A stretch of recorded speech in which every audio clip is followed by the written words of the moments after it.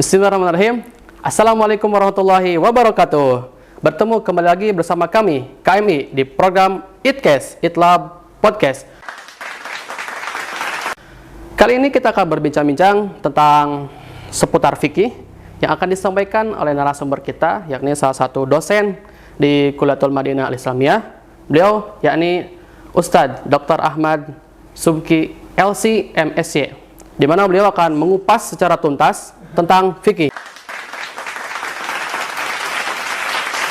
Ingin tahu lebih lanjut? Mari ikuti kami.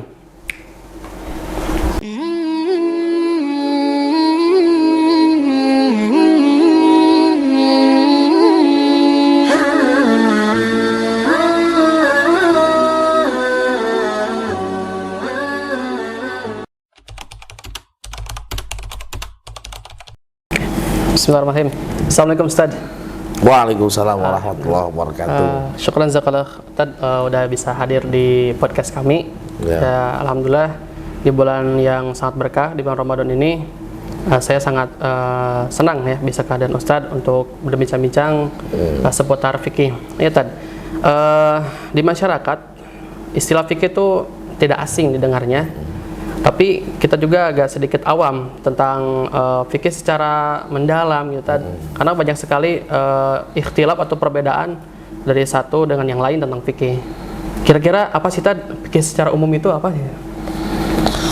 Baiklah, assalamualaikum warahmatullahi wabarakatuh. Hamdan wa syukranillah, ussalli wa usallimu ala rasulillah, amma ba'du. Saudara sahibul fata dan para pemirsa semuanya, bahwa fikih itu sebetulnya memiliki definisi yang sangat jelas ya di dalam beberapa teori-teori, dalam beberapa buku-buku referensi. Jadi fikih itu menurut bahasa adalah al-fahmu, artinya pemahaman. Allah Subhanahu wa taala berkata, man yuridillahu bihi khairan yufaqihu fiddin. Artinya barang siapa ketika Allah bermaksud kepada seseorang untuk kebaikan, maka Allah akan fahamkan dia dalam agama. Tetapi yang dimaksud di sini adalah fikih menurut syariat atau menurut istilah, yaitu al-ilmu bil ahkami syar'iyyati al-amaliyati al-muktasabati min adillatiha at-tafsiliyati. Jadi fikih itu adalah berkaitan dengan ilmu yang menjelaskan tentang hukum-hukum syariat. Tetapi hukum syariat itu yang berkaitan dengan amaliyah, yang berkaitan dengan perbuatan manusia, perbuatan mukallaf. Al-muktasabati min adillatiha at-tafsiliyati, yang mana hukum tersebut sumbernya adalah dalil-dalil secara tafsil. Maka fikih itu lebih identik kepada hukum. Misalkan hukum wajib, haram, mubah, makruh, kemudian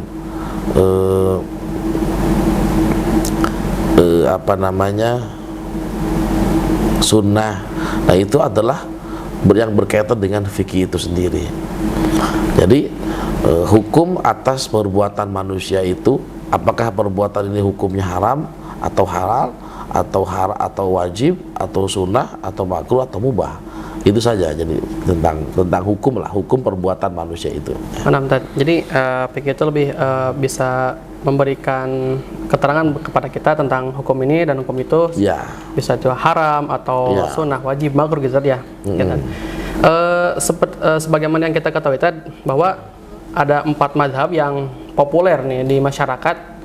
Salah satunya Imam Syafi'i, kemudian Hambali, Hanafi. Nah, apa sih perbedaan corak fikih dari 4 mazhab ini? Apa nih perbedaannya tadi menurut saya?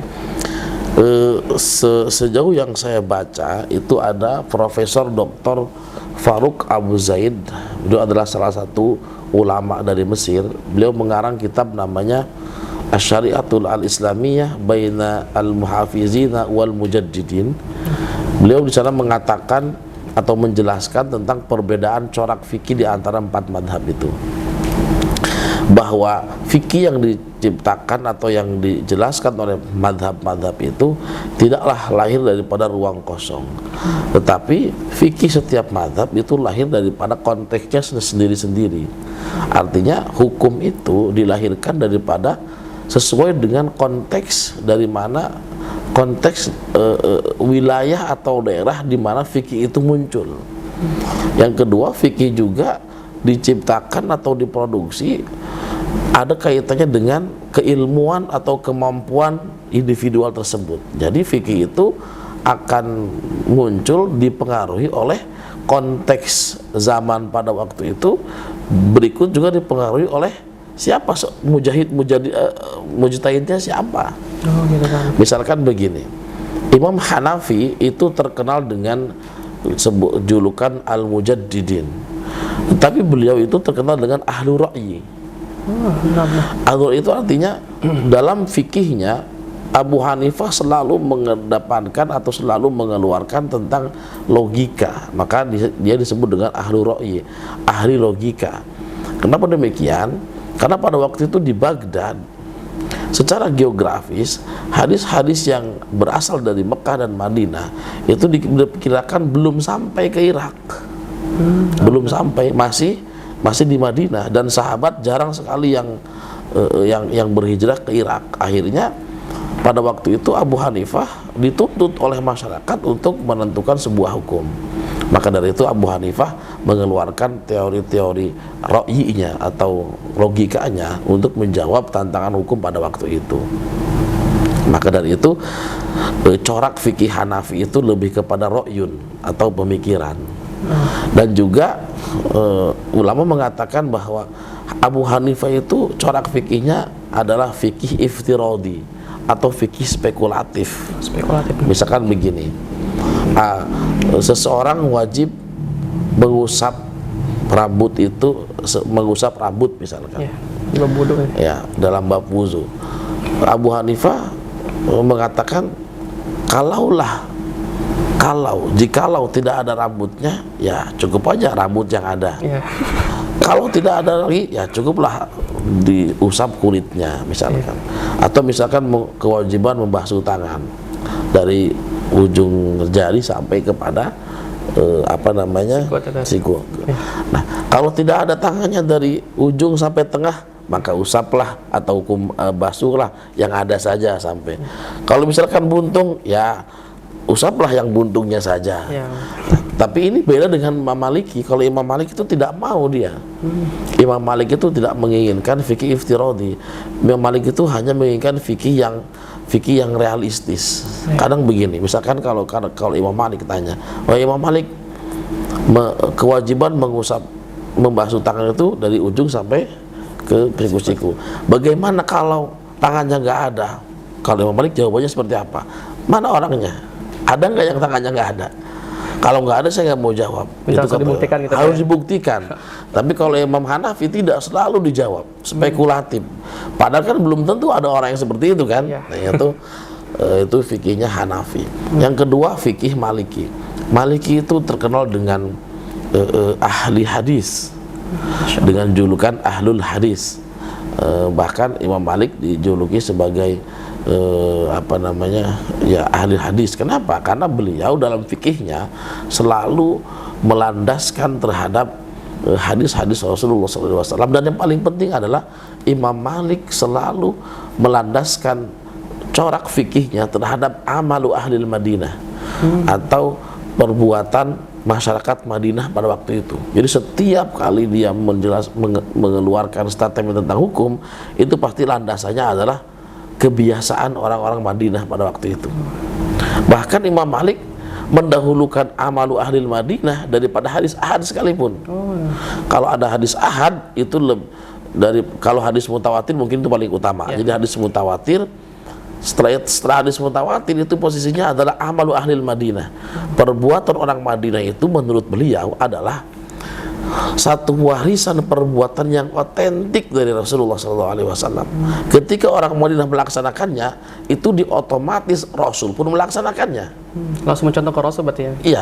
Jadi kesimpulan Imam Malik bahwa kalau orang Madinah itu melaksanakan tentang perbuatan itu, otomatis itu sumbernya Rasul. Maka otentik. Udah jelas. Nah, udah jelas. Nah, oleh karena itu corak fikihnya lebih mengambil kepada kebiasaan orang-orang Madinah. Yang ketiga Imam Syafi'i. Imam Syafi'i itu beliau dijuluki sebagai ahlul wasat wal i'tidal. Beliau adalah orang yang ada di garis tengah. Kenapa? Karena di awal intelektual beliau, Imam Syafi'i itu belajar di Madinah, belajar muwatta kepada Imam Malik langsung. Setelah beliau menguasai madhab Maliki, beliau pindah ke Baghdad, ke Irak. Meskipun tidak ketemu dengan Imam Hanafi, tapi beliau belajar kepada Imam Muhammad bin Hasan Asy-Syaibani.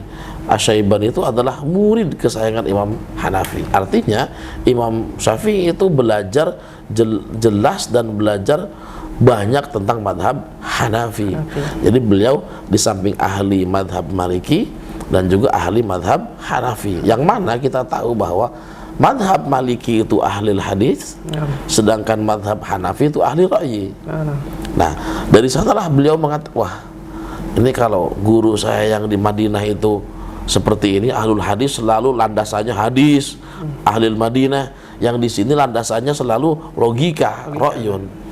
Nah, beliau mengambil garis tengah. Bagaimana saya menciptakan sebuah madhab yang menggabungkan antara ahlul ra'yin, ahlul hadis. Maka itu beliau dijuluki sebagai ahlul wasti wal i'tidal. Dia ada di garis tengah antara ahlul hadis dengan ahlul ra'yi. Maka dari itu Imam Syafi'i notabene banyak madhabnya banyak dianut oleh masyarakat dunia karena tidak terlalu ra'yun, juga tidak terlalu hadis atau Madinah atau Makkah oriented. Yang keempat terakhir adalah Imam Ahmad bin Hanbal. Dr. Faruk Abu Zaid mengatakan Ahmad bin Hanbal itu sebetulnya bukan ahlul fikih, beliau itu ahlul hadis. Maka dari itu Imam Ahmad bin Hanbal itu corak fikihnya terlalu keras. Para ulama menjuluki Ahmad bin Hanbal sebagai al-mutasyaddidin, orang yang sangat tegas terhadap fikih, keras. Karena sejatinya beliau itu adalah seorang ahlul hadis, bukan ahlul fikih.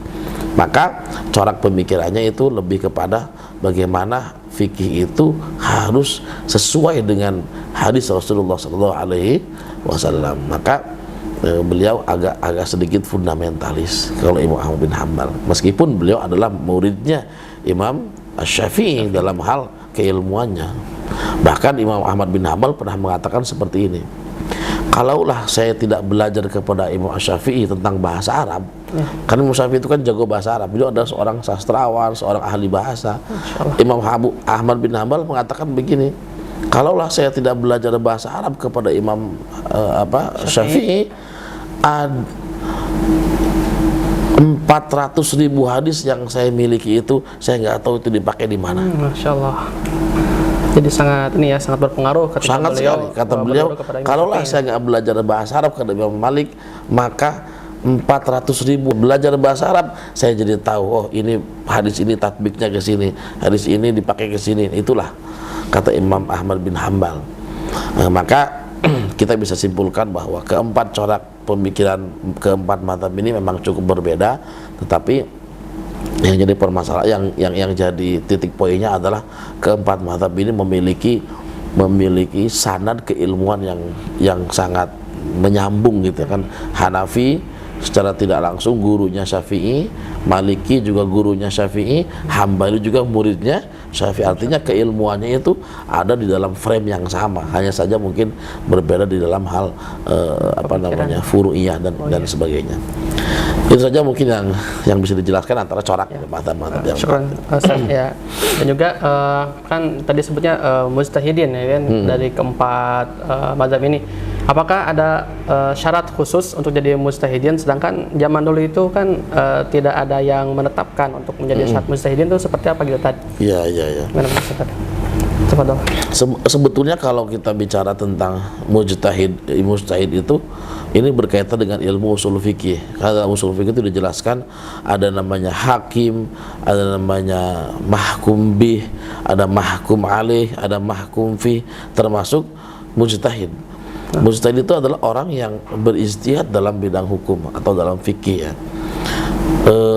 Persyaratannya kalau mujtahid mutlak seperti Imam Abu Hanifah, Maliki itu sangat berat. Berat sekali kalau mujtahid mutlak, karena mujtahid itu kan banyak, ada mujtahid mutlak, ada mujtahid fatwa, ada mujtahid madhab. Seperti halnya Imam An-Nawawi, Damasiki, pengarang kitab Syarhul Muhadzab As-Shirazi, beliau itu sebetulnya kalau untuk bikin madzhab sendiri bisa, Pak. Oh, bisa. Bisa. Imam Nawawi itu saking pinternya, beliau bisa membuat madzhab sendiri. Tapi kata beliau, saya nggak mau. Saya tetap mau berittiba kepada madzhab Syafi'i, gitu kan. Ingin mengikuti madzhab Syafi'i. Tetapi beliau sering mengeluarkan ijtihad-ijtihadnya, tapi dalam frame kemadhaban. Maka beliau disebut sebagai mujtahid madhab. Nah itu. Ada lagi mujtahid fatwa nanti. Tapi pada umumnya mujtahid itu sebuah gelar yang diberikan kepada orang yang memiliki kemampuan yang luar biasa. Terutama ya, syaratnya adalah dia harus menguasai tentang bahasa Arab. Itu jelas. Karena kajiannya, konteksnya adalah Quran dan Sunnah. Karena Quran dan Sunnah itu nggak bisa difahami tanpa pendekatan nahu, sorof, balago, itu nggak bisa. Kemudian dia juga harus menguasai asbabun nuzul. Kemudian dia juga harus menguasai tentang fikih, usul fikih. Dia juga harus menguasai tentang ilmu mantik, ilmu badi, ilmu bayan, dan sebagainya. Nah, pada intinya bahwa seorang yang untuk mencapai derajat mujtahid mutlak, saya kira untuk kita sekarang itu jauh ya. Nggak bisa mencapai tadi ya? Harus, kayaknya belum ada gitu sebetulnya. Karena sangat susah juga ya susah, menjadi mujtahid. Masya Allah. Ya, syukur Ustaz atas penjelasannya, sangat bermanfaat bagi kita semua gitu kan. Karena yang tadinya tidak tahu jadi tahu fikih itu apa. Kemudian dari 4 corak mazhab yang paling populer itu kita bisa mengetahui dengan rinci gitu ya. Syukur jazakallahu khair. Ya gitu pemirsa, sahabat KMI, itulah yang bisa disampaikan dari kami. Jangan lupa untuk selalu like, share, comment, and subscribe. Dan jangan lupa juga untuk selalu nyalakan loncengnya supaya tidak ketinggalan notifikasi dari kami, karena masih banyak sekali tema-tema yang akan kita sampaikan di Itlab Podcast. Cukup sekian dari saya, Syekh Al-Fatah. Assalamualaikum warahmatullahi wabarakatuh.